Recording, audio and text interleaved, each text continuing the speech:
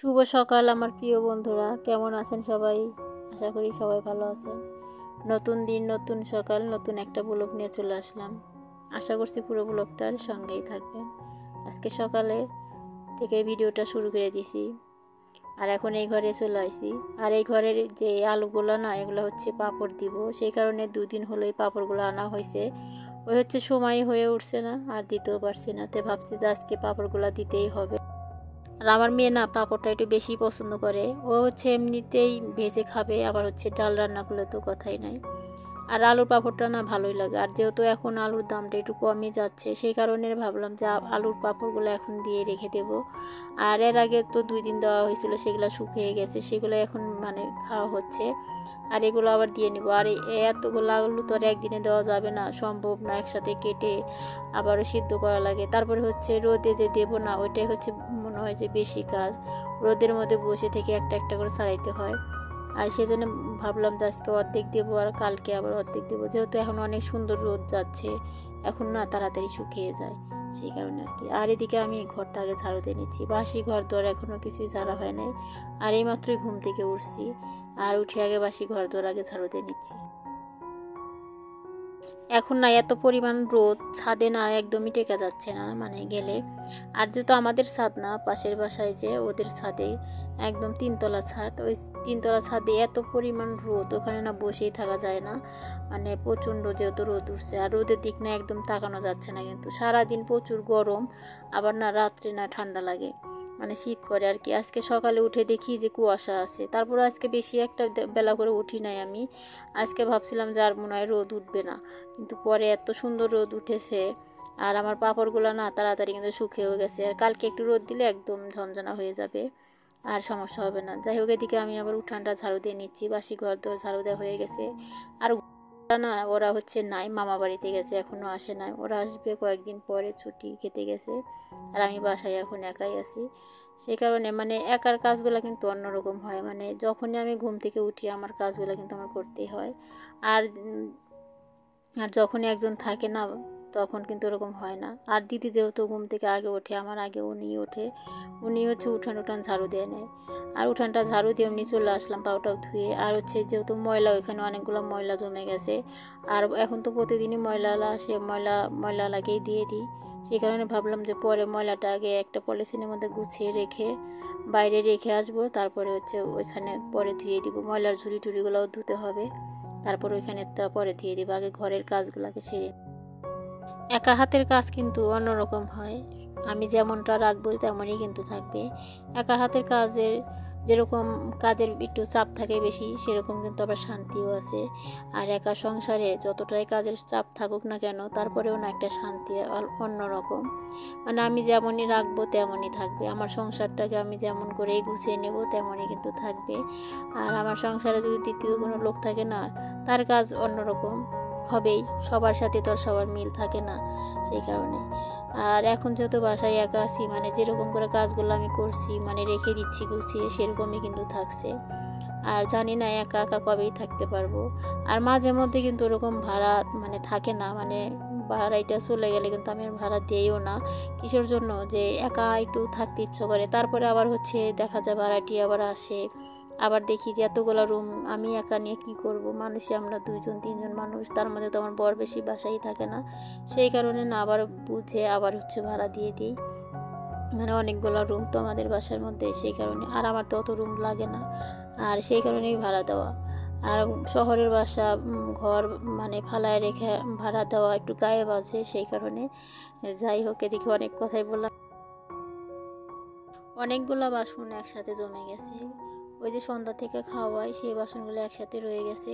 আর কালকে রাত্রে না ভালোও লাগে না, সেই কারণে আর বাসনগুলো ধুতেও পারি নাই, চেষ্টা যে বাসনগুলো সেগুলো আর ধুতে পারি নাই। আর সেগুলো একসাথে জমে গেছে, এখন অনেকগুলো বাসন হয়ে গেছে, সেগুলো এখন নিয়ে বসে পড়ছি। ওদিকে ঘরের কাজগুলো না সেরে আসছি, রান্নাঘরও মোছা হয়ে গেছে, এখন বাসনটা ধুয়ে চান করে নিলেই হয়ে যায়। তারপরে তো পূজা দিতেও একটু সময় লাগে, আর যেহেতু একা হাতে কাজগুলো করলে একটু দেরি হয়ই, আর তারপরেও শান্তিটা কিন্তু অন্যরকম। আর এদিকে জলটা ভরে নিছি।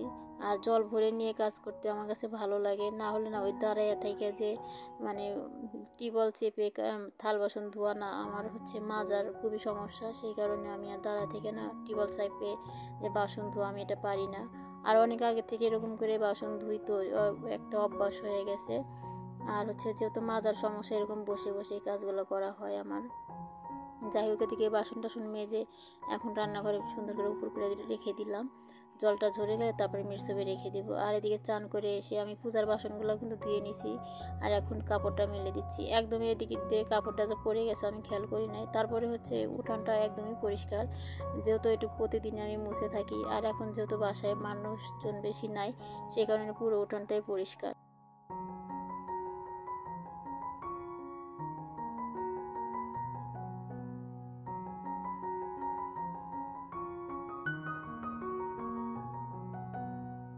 পূজার বাসনগুলো ধুয়ে নিছি আগে, আর এখন ফুলগুলোও তুলে নিব। আর যেহেতু এখন শুধু না সাদা ফুল দিয়ে পূজা করা হচ্ছে, আর লাল ফুলটাও একটা একটা করে ফুটছে মাঝে মধ্যে, ওটাতে এখন লক্ষ্মীর মা লক্ষ্মী যেহেতু আছে আসনে দেওয়া লাগে, একটা করে মাঝে মধ্যে ফোটে। আর এখনও আমার জবা গাছে জবা ফুল ফোটেই না। আর এখন ফুলগুলো তুলে রেখে আসলাম, আর এখন একটু সিঁদুরটাও পরে নেব, পরে তারপর পূজাটা দিয়ে তারপরে হচ্ছে সকালে নাস্তা বানাবো। আর এদিকে জানালাগুলো খুলে দিচ্ছি। পূজা টুজা আমার হয়ে গেছে, সেগুলো আর শেয়ার করা হয় নাই।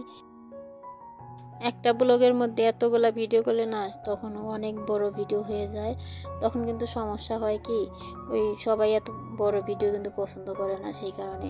আর এদিকে আমি একটু চা বসিয়ে দেবো আগে। আর ওদিকে আলু কেটে নিচ্ছি, আলু ভাজি করব আর হচ্ছে আজকে রুটি বানাবো। আর কালকে যেহেতু লুচি খাইছি, আজকে আর কোনো পরোটাই বানাবো না। সকালে কিন্তু একটু হালকা পাতলা খেলে কিন্তু ভালো হয়, আর বেশি তেলাক্ত জিনিস খেলে না শরীরের পক্ষে একদমই খারাপ, আর অসুস্থ হয়ে যায় আমরা। যাই হোক, এদিকে আমার বাসনগুলো আমি গুছিয়ে রেখে দিচ্ছি মিরসেপের মধ্যে। আর এদিকে চাটা বসিয়ে দিচ্ছি মিরসেপের মধ্যে না, বাসনগুলো এখন গুছিয়ে রেখে দিলাম। আর সকালে চা না খেলে না আমার সকালটা শুরুই হয় না, মানে চান করে পূজা দিয়ে না সাথে সাথে আমার চাটা খাওয়া লাগে। আর দুজন খেলে ভালো হয়, একা না চা খেতে কিন্তু ভালো লাগে না। কিন্তু আমার বর এখনও শুয়ে আছে। আর এখন না যেহেতু বাসায় আছে, ঈদের এখনও মানে ঈদের জন্য তো কোথাও যেতে পারবো না এখন, সেই কারণে বাসায় আছে। ঈদের পরে মানে ঈদের কিছুদিন পরে যেতে হবে বাইরে। আর আমি এখন একাই চাটা খেয়ে নেব, আর এদিকে রুটিও বানিয়ে নেব। এদিকে আলুটা কেটে রাখছি, আর এখানে বানানো হয়ে গেছে, ওদেরকে খেতে দিয়ে দিলাম। আর এখন অনেকটাই বেলা হয়ে গেছে, ওই 10:30টার মতো বাজে। আর না আজকে আমার মেয়ে হচ্ছে আমার রুটিগুলো একটু গোল করে দিয়েছে, সেই জন্য না একটু তাড়াতাড়ি হয়ে গেছে। আর মেয়ে যেহেতু এখন একটু বড় হচ্ছে, তো ওকে না টুকটাক কাজগুলো ওকে দিয়ে আমি করাই। আমার একটু মানে আমাকে একটু সাহায্য করে দেয়, আমার একটু সুবিধা হয় আর কি।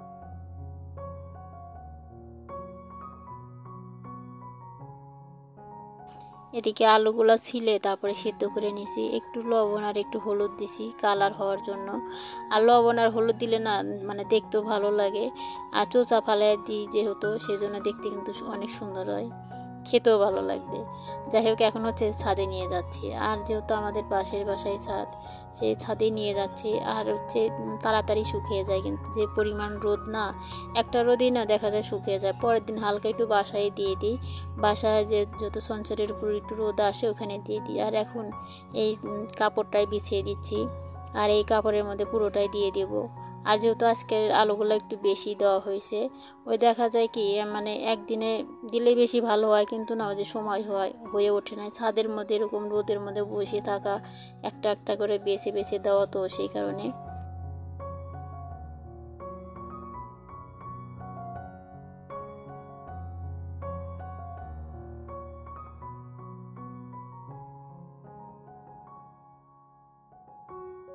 এদিকে কিন্তু আলুর পাঁপড়টা দেওয়া হয়ে গেছে, আর আমি একা দিই নাই, মেয়েও দিছে, দুজনে মিলেই দিছি, সেজন্যই ওকে নিয়ে আসছি সাথে করে। আর একটু ভিডিও করার জন্য, আপনাদের সাথে শেয়ার করার জন্য। সেদিনই করতে চাইছিলাম, সেদিন আর মানে মনে ছিল না আর কি। আর ওদের কাছে না এরকম টমেটো ধরে আছে, টমেটোগুলা ভালো ভাবি তো সেটাই বললো, দোতলায় ভাবিরা আছে। আর তো এখান থেকে আমাদের ভিউটা এরকম দেখা যায়, আমাদের বাসা কিন্তু এখানে। দেখাবো একদিন এখান থেকে কেমন দেখা যায়। তিনতলা ছাদ কিন্তু এটা। আর এখন সিঁড়িতে নেমে যাচ্ছি। আর এই বাসাটা না অনেক পুরনো। আর আমাদের যে বাসার মালিক আছে না, তাদেরও অনেকগুলো বাসা। আমাদের গলির মধ্যে তারই বাসা।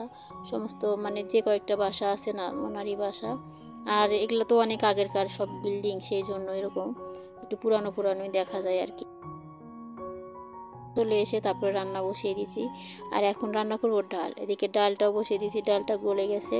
আর এখন এদিকে চটচটি বসিয়ে দিয়েছি। আর মাছ ছিল খোলসা মাছ আর হচ্ছে ট্যাংরা মাছ। এই ট্যাংরা মাছ দিয়েই একটু চটচটি রান্না করছি। আর যেহেতু ছোটো মাছ নাই, এটা একটু মানে একদম বড়ও না আবার একদম ছোটও না, এটা দিয়ে একটু চটচটি রান্না করব। আর ডালের সাথে একটু চটচটি হলে না বেশি ভালো লাগে। আর এদিকে ডালটা গলে গেছে। আর এখন মগের মধ্যে ঢেলে নিচে নিয়ে তারপরে হচ্ছে ডালটা এখন কাটা দিয়ে নিব। আমাদের মেয়েদের কিন্তু কত কাজ করতে হয়, তারপরে না মনে হয় কি স্বামীর কাছে মনে হয় যে আমরা কোনো কাজই করি না, যেহেতু আমরা টাকার কাজ করি না সেই কারণে। কিন্তু এদিকে যে সংসারে যে কত কাজ থাকে সেটা স্বামী বোঝে না, মানে বড়রা বোঝে না, সবারই একই রকম। আর আর এদিকে কিন্তু সময়ও পাওয়া যায় না। আর একটু যদি বাড়তি কাজগুলো করি না তাহলে তো একদমই সময় পাই না। আর এখন একটু মেয়ে বড় হয়েছে জন্য একটু হাতে হাতে কাজটা একটু করে দেয়। আর একটু আমার একটু সুবিধা হয় আর কি। আর যখন মেয়ের স্কুল খোলা থাকে, প্রাইভেট থাকে, তখন তো আমার বেশি পরিমাণ চাপ হয়ে যায় মেয়েকে স্কুলে নিয়ে যাওয়া। আর যেহেতু বড় হচ্ছে এখন, এখন তো আর একা ছাড়াই যাবে না। আবার প্রাইভেটে যে নিয়ে যায় ওরা সাথেই নিয়ে যেয়ে বসে থাকি, পড়া হয়ে গেলে তারপরে আবার সাথে করে নিয়ে আসি, তো এরকম করেই চলি আর কি। একটু মানে কষ্ট হয়, তারপরেও তো কিছু করার নাই, করতেই হবে। যাই হোক, এদিকে আমার চচ্চড়িটা হয়ে গেছে। আর এখন কয়েকটা পাঁপড় ভেজে নিচ্ছি। আর ডালের সাথে না একটু পাঁপড় ভাজলে কিন্তু ভালোই লাগে। আর তারপরে ডালটা একটু সম্বারা দিয়ে এখন একটু দিনটা বড় হয়েছে জন্য না কাজগুলো করতে একটু মানে তারপরে একটু রেস্ট পাওয়া যায় আর কি। আর এদিকে টাইমের মধ্যে রান্না বান্না না হলে না নিজের কাছেই ভালো লাগে না। আমার বর তেমন কিছু বলে না, মানে ও খুবই ভালো একটা মানুষ, তেমন কিছুই বলে না। আর যখন যেরকম আমি কাজ করি, আমি যা রান্না করি, ও কিছুই বলে না। ওর কাছে আমি প্রতিদিন শুনিয়ে রান্না করি, তারপরে না বলে যে তোমার যেটা ভালো হয় সেটাই করো। তো এরকম বর পাওয়া কিন্তু একটা ভাগ্য লাগে। অনেক ভাগ্য করে আমার স্বামীর মতো স্বামী পাইছি। তার কিছু না থাক, তারপরে না অনেক শান্তি আছে। যাই হোক, এদিকে আমার রান্নাটাও হয়ে গেছে। আর এখন ভাতটা বসিয়ে দিব। ভাতটা হয়ে গেলেই রান্না বান্না কমপ্লিট। আর আজকের ব্লগটা এই পর্যন্তই রাখবো। আবারও দেখা হবে নতুন ব্লগের সাথে। ততক্ষণ সবাই ভালো থাকবেন, সুস্থ থাকবেন। সবাইকে ধন্যবাদ জানাই।